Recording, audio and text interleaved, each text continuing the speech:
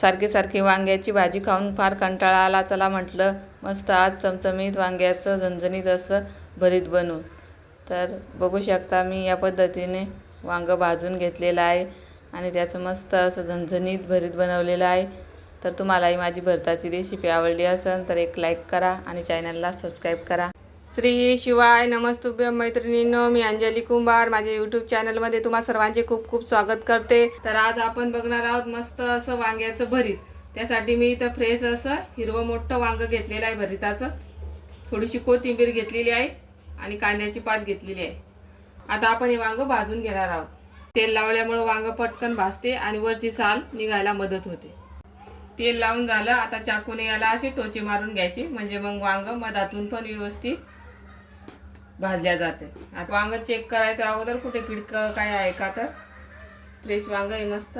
आता आपण हे गॅसवर भाजून घेऊ.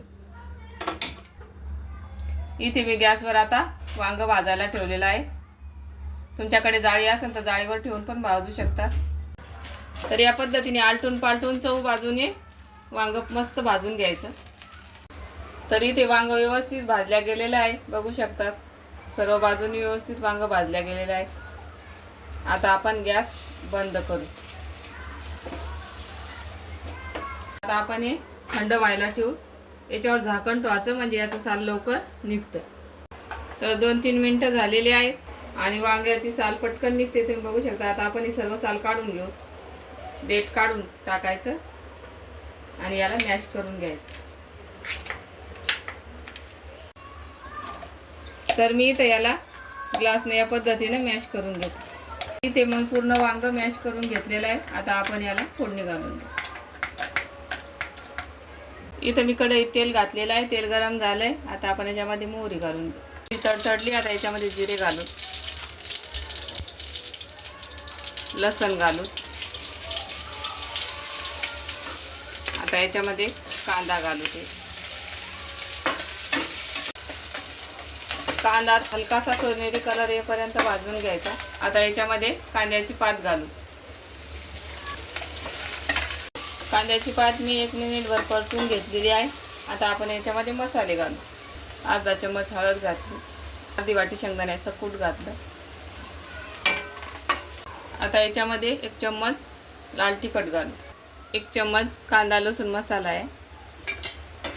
पाथामध्ये व्यवस्थित त्याला परतून घेऊ. मसाले छान पाथामध्ये परतले गेलेले आहेत. आता याच्यामध्ये मॅश केलेलं वांगं घालून घेऊ.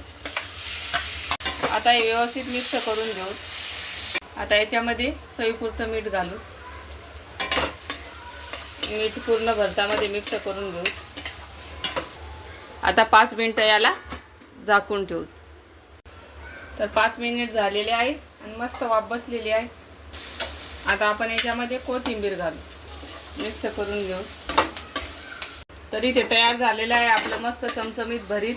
आता आपण गॅस बंद करू आणि हे भरीत एका बाउलमध्ये काढून घेऊ. तर मस्त असं हे भरीत तयार होत आहे.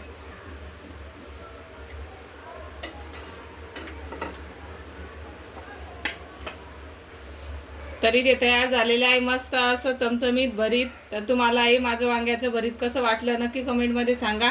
आणि अशाच नवनवीन रेसिपी बघण्यासाठी माझ्या चॅनलला लाईक, शेअर, सबस्क्राईब करा. धन्यवाद.